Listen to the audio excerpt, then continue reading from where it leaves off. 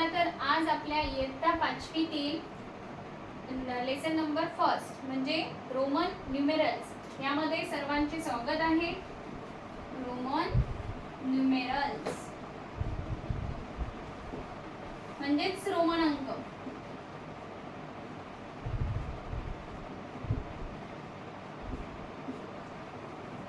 Roman अंक किंवा Roman संख्या आपण बघणार आहोत.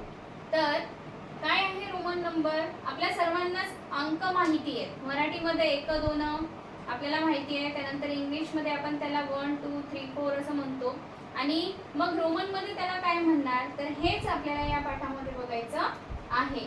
तर याच्यामध्ये काही अटी आहेत की किंवा रूल्स आहेत की रोमन नंबर मध्ये 0 ला कुठलं सिम्बॉल नसतं किंवा जर का प्लेस चेंज झालं तर त्याची व्हॅल्यू बदलेल असंही नसतं. म्हणजे त्याला प्लेस व्हॅल्यू सुद्धा त्या ठिकाणी नसते. तर हेच आपल्याला 1 बाय 1 अभ्यासायचं आहे. ओके. तर फर्स्टली आपण 1 ला रोमन मध्ये कसं लिहिणार ते बघूया. आय. त्यानंतर 2 ला डबल आय.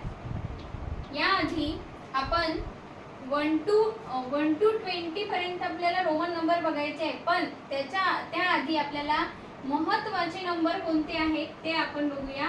त्या नंबर वरून आपण सर्व संख्या इझिली लिहू शकतो.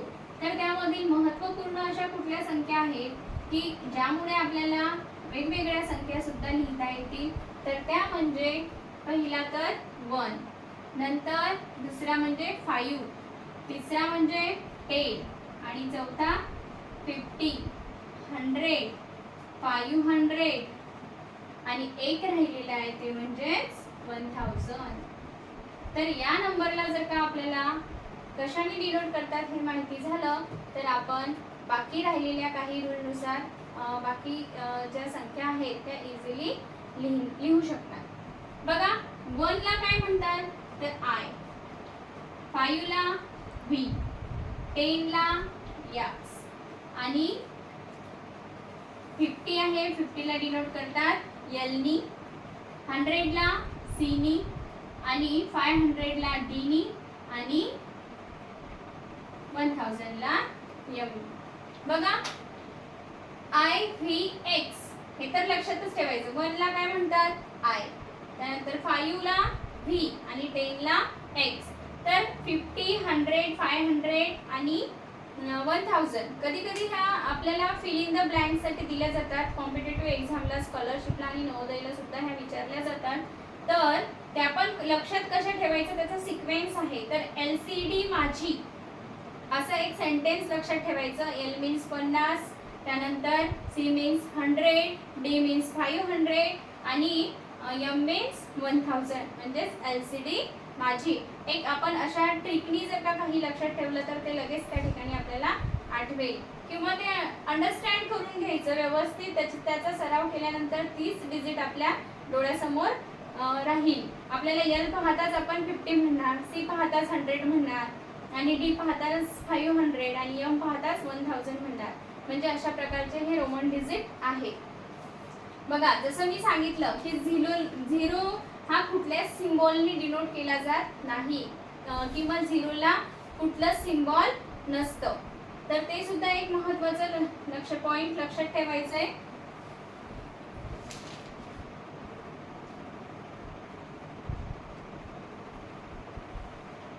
आपण त्याला असं लिहिणार in Roman numerals there was no symbol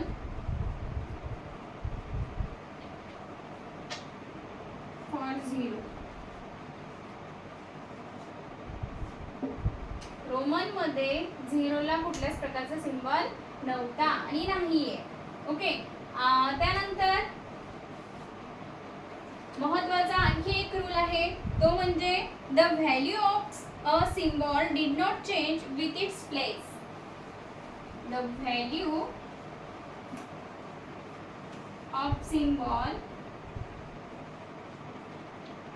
did not change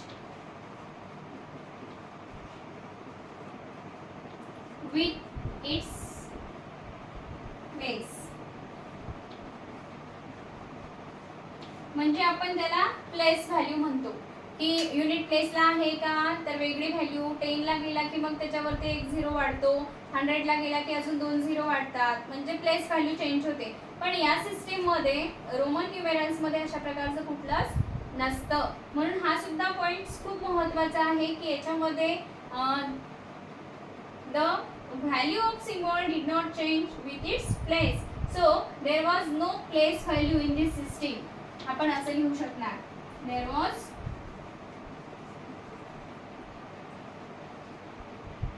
not place value in this system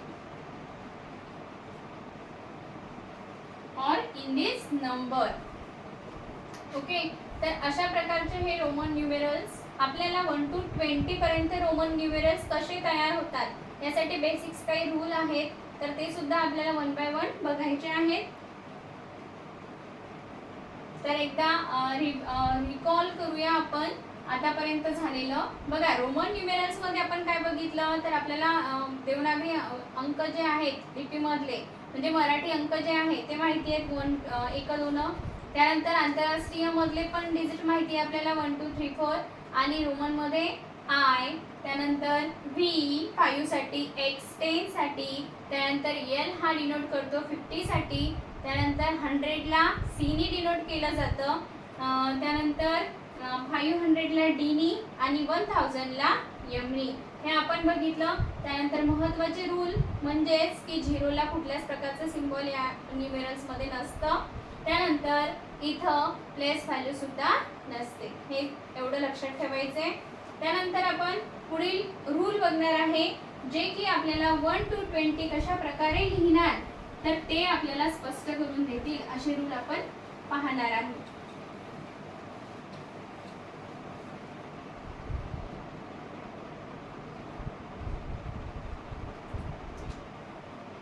तर rule number first,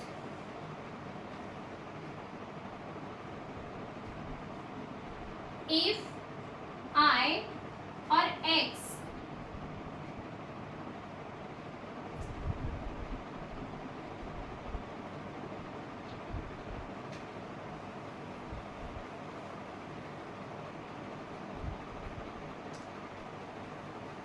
if I or X return consequently 2 or more times, 2 or more times, then their sum total is the number they make. Their sum total number is they make.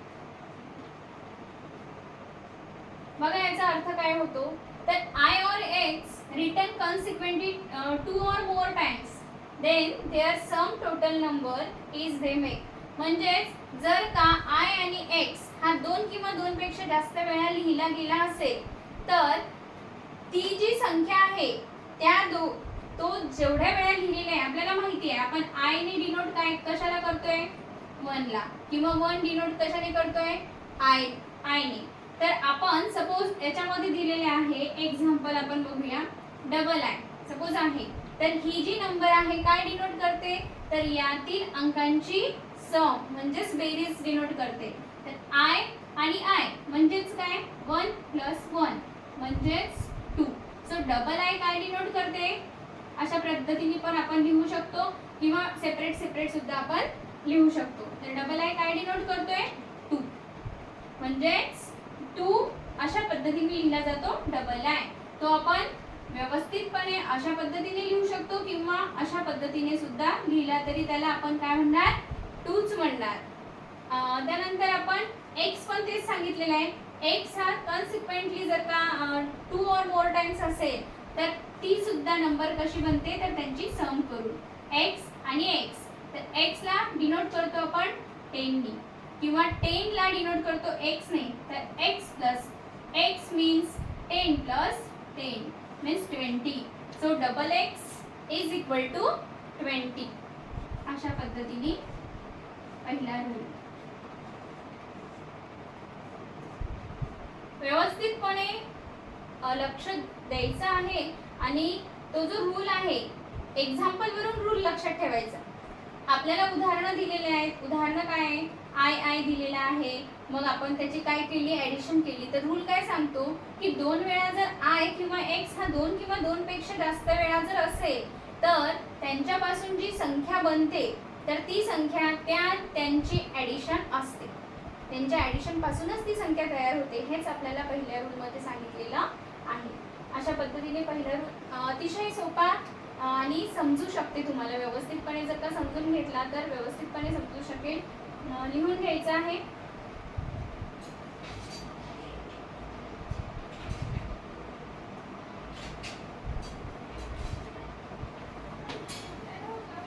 Rule number 2.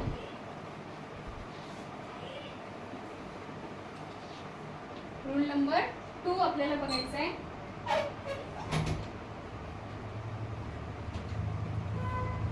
Rule number 2 आहे the symbol I और x can be repeated consequently for maximum 3 times. The number, the symbol और number, the symbol I और x can be repeated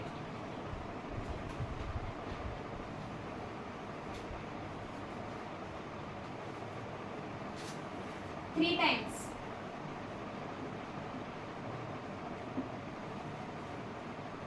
Can be repeated 3 times consequently.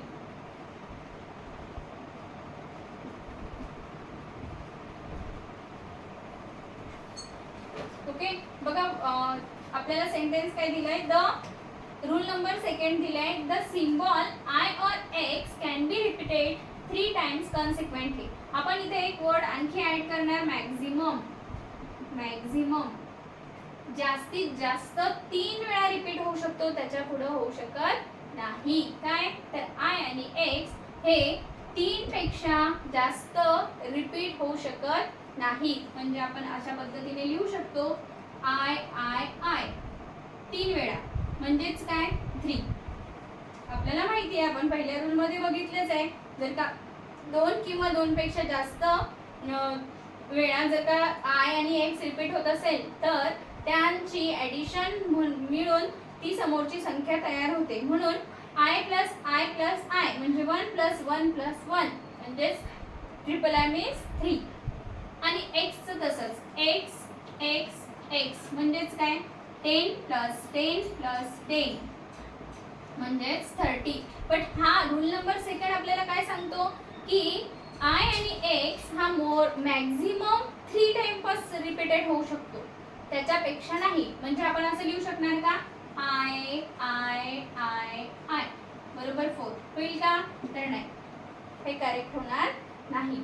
किंवा आपण x x 4 वेळा करतोय तर हे 40 होईल का, तर हे सुद्धा रॉंग होईल. म्हणजे अशा fill in the blank confusion करण्यासाठी बऱ्याच वेळा मुलं याच्यामध्ये चुका करतात. तर त्या चुका होऊ नयेत म्हणून व्यवस्थितपणे हे रूल्स आपल्याला अभ्यासायचे आहेत. तर या ठिकाणी असं न लिहिता मग कसं लिहायचं, याच्यासाठी सुद्धा 3rd रूल आहे. हे जे आहे 4, मग 4 कसं लिहायचा प्रश्न पडतो आपल्याला की 4 तर हा 4 वेळा आहे तर रॉंग आहे. मग कशा पद्धतीने लिहायचं, तर त्याच्यासाठी रूल नंबर 3 आहे आपल्याला, तो पण आपण व्यवस्थितरित्या बघणार आहे. पण अशा चुका आपल्याकडून घडू नये याची काळजी घ्यायची. हे जे आहे रॉंग आहे आणि हे सुद्धा काय रॉंग आहे. तर रूल नंबर 2 आपल्याला काय सांगतो ते व्यवस्थितपणे लिहून घ्यायचं. त्यानंतर आपण पाहणार आहे रूल नंबर 3.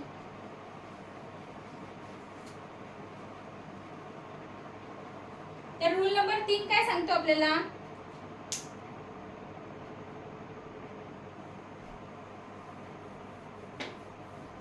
आय बघा रूल नंबर 3 मध्ये दिलेला आहे आय जर का राईट साइडला असेल व्हीच्या म्हणजेच ग्रेटर नंबरच्या राईट साइडला असेल, इफ आय इज रिटर्न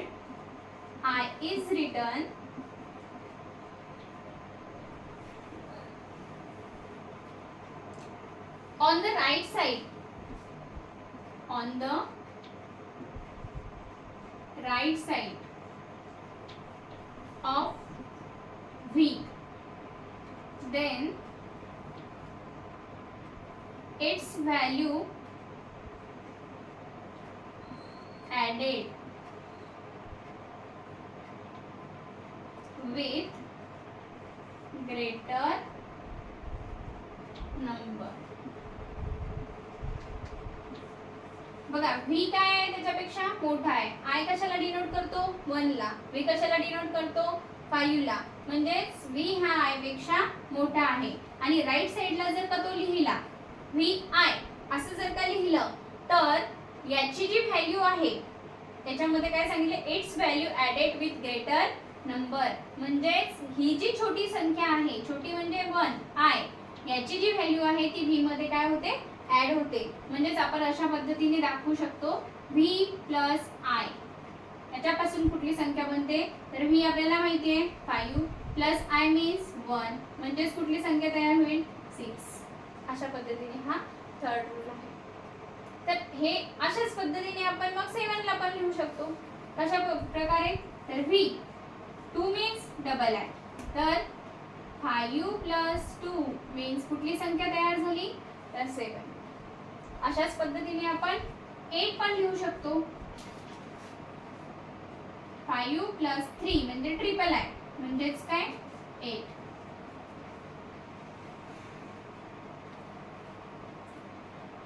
या ठिकाणी आपण असं लिहिलं, असं लिहिल्याच्या नंतर आणखी एक प्रश्न निर्माण होतो आपल्याला. मग 9 ची व्हॅल्यू तर अशी असेल V प्लस 4 वेळा I. आपण ऑलरेडी शिकलेलं आहे की I हा 4 वेळा आपण लिहू शकत नाही, त्याच्यामुळे 9 होईल का, हा नाही. हे सुद्धा लक्षात ठेवायचं की हे काय आहे, रॉंग आहे. म्हणून 9 अशा पद्धतीने न लिहिता 9 ला वेगळं सिम्बॉल आहे, ते सुद्धा आपण बघणार आहे. तर हे चुकीचे आहे, हे लक्षात ठेवायचं. म्हणून त्यासाठी आपल्याला रूल नंबर, हा रूल नंबर थर्ड होता. ओके, याच्या आधी आपण सेकंड रूल नंबर बघितला. पहिला काय की आपण जर का I आणि X 2 किंवा 2 पेक्षा जास्त वेळा रिपीट होत असतील तर त्यांची ॲडिशन करून जी संख्या मिळते ती म्हणजे त्याची व्हॅल्यू होय. त्यानंतर सेकंड रूल आपण असा बघितला की I आणि X हा 3 पेक्षा जास्त वेळा रिपीट होऊ शकत नाही. मॅक्झिमम रिपीट किती वेळा होऊ शकतो, तर 3 वेळा. या ठिकाणी म्हणूनच आपण हे सुद्धा समजून घेतलेलं आहे की 9 अशा पद्धतीने नाही आपण लिहू शकत. आणि हा थर्ड रूल आपण बघतोय, त्याच्यामध्ये काय दिलंय, जर का राईट साइडला छोटी नंबर असेल आणि मोठी नंबर लेफ्ट साइडला असेल, म्हणजेच या ठिकाणी V आणि I चं दिलेलं आहे, म्हणजे राईट साइडला आहे हा I, तर अशा वेळेला हा I याच्यामध्ये ऍड होतो आणि त्यामुळे ती संख्या तयार होते. ओके, तर ओके, एवढे रूल समजले. याच्यानंतर हे झाले 3 रूल. याच्यानंतर चौथा रूल आपण बघणार आहे, तो म्हणजे 4 कसा लिहायचा. या ठिकाणी झालं 6 चं, पण आपल्याला 4 कसा लिहायचा, 4 डिजिट आपण 5 बघितलेला आहे डायरेक्ट, तर 4 कसा लिहायचा त्यासाठी ते सांगणारा जो रूल आहे तो रूल नंबर 4च आहे.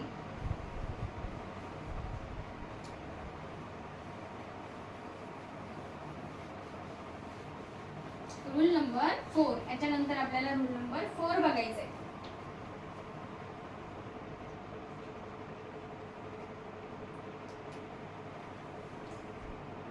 If I is written on the left side of V, then its value subtracted म्हणजे मायनस करणे, subtracted from the greater number. Greater number. Okay, तर ग्रेटर नंबर कोणता आहे याच्यामधला, V.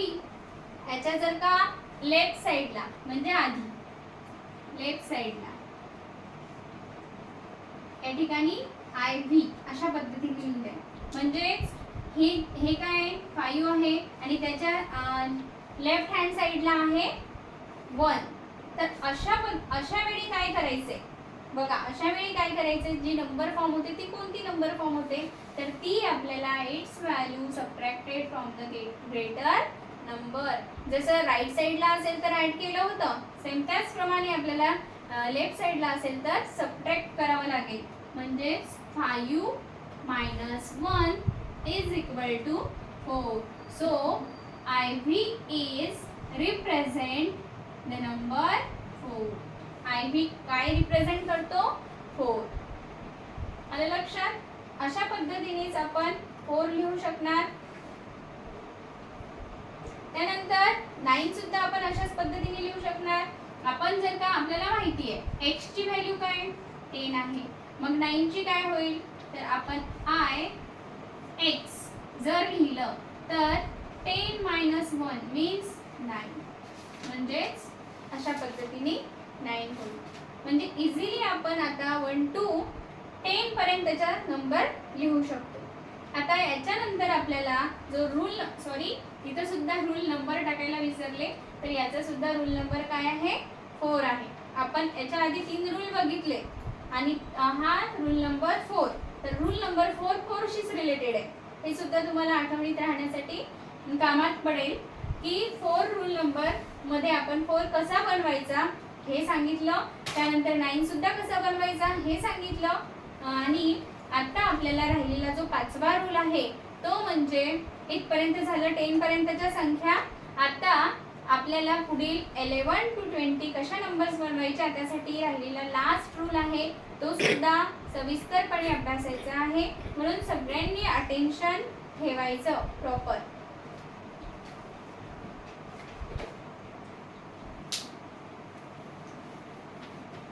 ओके, तर रूल नंबर 5 आपल्याला बघायचंय.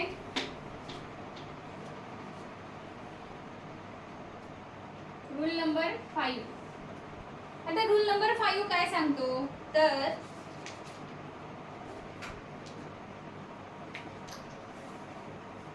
आपल्याला जर ग्रेटर नंबर लिहायचे असले,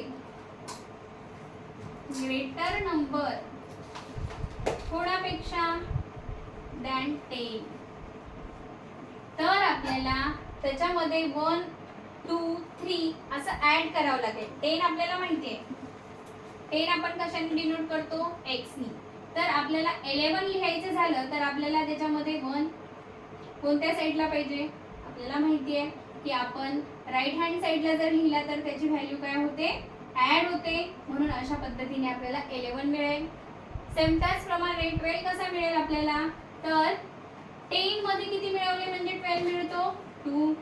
तर या ठिकाणी सुद्धा आपल्याला x च्या राईट हँड साईडला किती लिहावे लागतील, 2. अशा प्रकारे 12 मिळेल.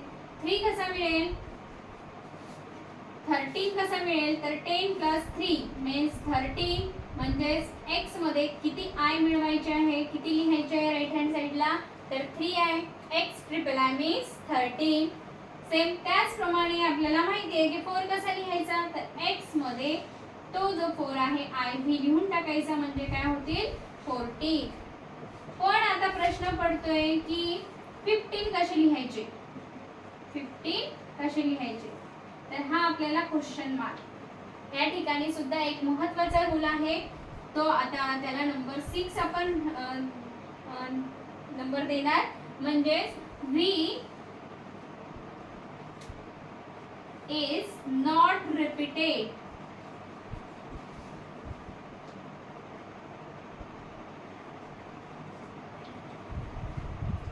V हा रिपीट होत नाही, V L हे रिपीट होत नाही, हे पण लक्षात ठेवायचं.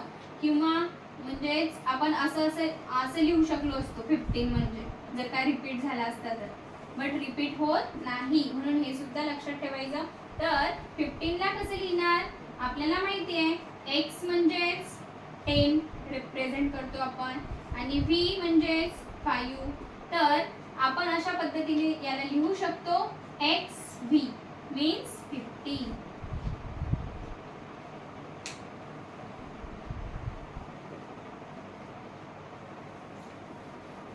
xv means 15. तर समोरचे डिजिट कसे लिहायचे, 16 ला कसं लिहायचं, 16 x आय. आपल्याला माहिती आहे 6 कसा लिहितो आपण, राईट हँड साईडला लिहिले म्हणजे त्याच्यामध्ये ॲड होईल. 17 कसे लिहिणार, तर एक्स व्ही डबल आय. त्यानंतर 18 एक्स व्ही ट्रिपल आय. आणि 19 ला कसं लिहिणार, आता महत्वाचं आहे 19 लक्षात ठेवायचं. एक्स आपल्याला माहिती आहे एक्स मीन्स 10 आणि 9 ला कसं लिहिणार, आय एक्स. म्हणजे एक्स आय एक्स मीन्स 19 आणि लास्ट डिजिट म्हणजे 20. तर एक्स एक्स मीन्स काय होईल 20. ओके. जर हे 6 रूल आपण लक्षात ठेवले तर आपण त्याच्यामध्ये कुठलाही क्वेश्चन आला फिल इन द ब्लँक आली तर मिस्टेक करणार नाही. त्यासाठी हे व्यवस्थितपणे अभ्यासायचे आहे आणि यावर आधारित प्रॅक्टिस सेट 1 आहे, सॉरी तुम्हाला प्रॉब्लेम सेट 1 आहे तर तो तुम्हाला सॉल्व करायचा आहे. जर तो सॉल्व करताना तुम्हाला काही अडचणी आल्यात तर कमेंट बॉक्समध्ये तुम्हाला कमेंट्स करायच्या आहेत. काही कन्फ्युजन असेल त्याच्याशी रिलेटेड तर ते टाकायचं आहे. नक्कीच आपण ते प्रॉब्लेम इथं घेऊन सॉल्व करूयात. आणि व्हिडिओ आवडला असेल तर तुमच्या मित्रांना सुद्धा शेअर करा जेणेकरून त्यांचा सुद्धा त्यामधून अभ्यास होईल. ठीक आहे.